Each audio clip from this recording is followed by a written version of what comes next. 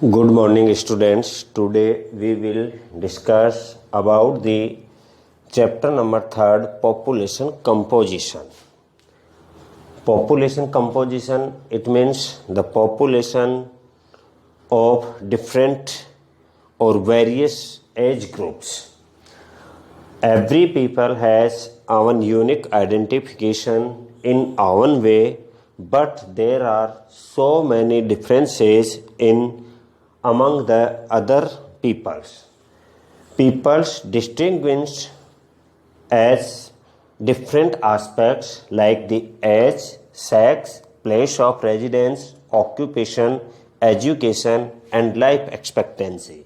It means the two peoples are differentiate according to their age, according to their sex or gender, place of residential, regional differences, occupation. Some peoples are engaged in primary activities while some peoples are engaged in secondary activities, and some peoples are engaged in tertiary activities. Some peoples are employed, some peoples are unemployed. Education, some peoples have received lower education, some peoples have higher education, some peoples have technical education.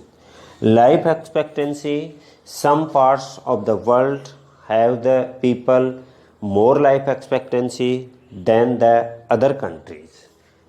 It means हम किसी area की population को, peoples को वहाँ के age group के according, sex के according, place of residence के अकॉर्डिंग, ऑक्यूपेशन और एजुकेशन एंड लाइफ एक्सपेक्टेंसी के अकॉर्डिंग डिफरेंट ग्रुप्स में डिवाइड कर सकते हैं. That all are population composition, कि वहाँ की पॉपुलेशन है वो किस किस बेस पर, किस किस क्राइटेरिया में आती है. सेक्स कंपोजिशन और gender composition, it means how many male and how many female population of that area. The sex ratio, the ratio between mail और female, number of male over number of female, a particular unit. Some countries have used the formula to find sex ratio of that areas or that country. Male population upon female population over into 1000. It means number of male over per 1000 female.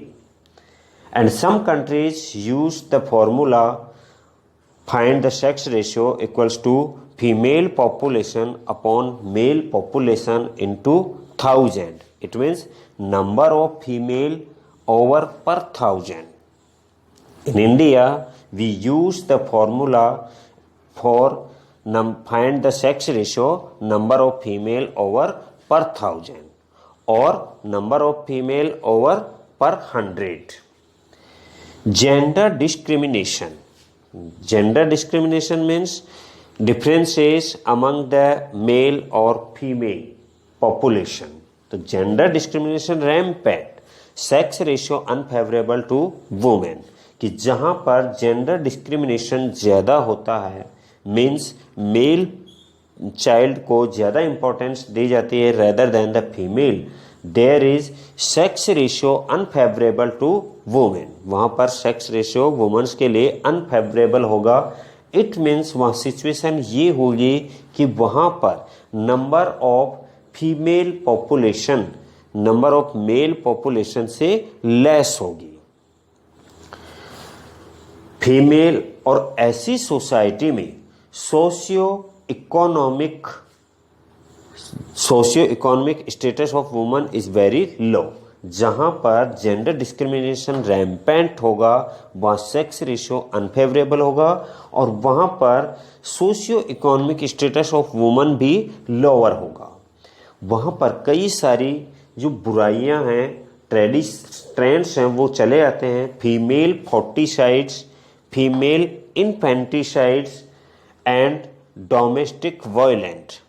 These are occurred on that areas where the sex ratio is unfavorable to woman, and there is the actual status of woman is very low and lower socio-economic status of women, and there is differences, discrimination among the on the basis of education also. अगर हम बात करें all over world की, तो in all over world the sex ratio is 102/100. It means 102 male over per 100 female. इसका मतलब है कि ऑल ओवर वर्ल्ड अगर हम टोटल पॉपुलेशन की बात करें तो वहाँ पर मेल पॉपुलेशन है फीमेल पॉपुलेशन से ज़्यादा है. वर्ल्ड की लेवल पर अगर हम बात करें तो highest sex ratio in the Latvia there are 85 male over per 100 female. It means there is the male population is less than the female population, and there the sex ratio is favorable to women. And the lowest sex ratio in the world, the Qatar country, there are 311 male population over per 100 female population. It means the 3 times more population than the female population. कि वहाँ पर mail population है female population से 3 times more, 3 गुना ज़्यादा है.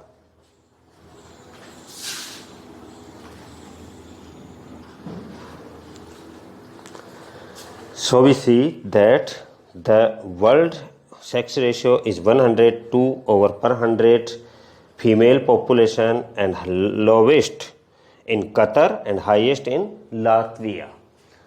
But इसका मतलब ये नहीं है कि जहाँ मेल पॉपुलेशन कम है वहाँ पर फीमेल का स्टेटस जो है इकोनॉमिक और सोशियो स्टेटस वो हाई होगा.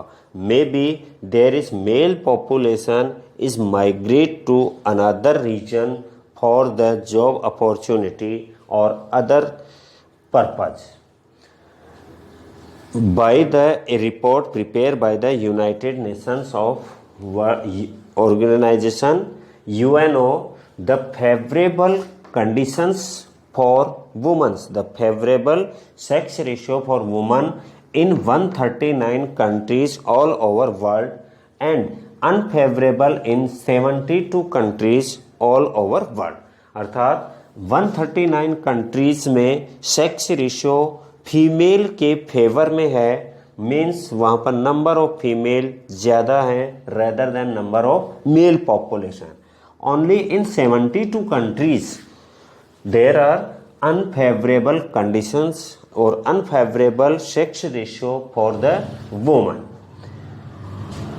अगर ऑल ओवर वर्ल्ड की बात करें कॉन्टिनेंट के अकॉर्डिंग तो Asia has the lower sex ratio in the world, like the countries China, India, Pakistan, Afghanistan or Gulf countries have the lower sex ratio of women. It means there is more male population than the female population. And in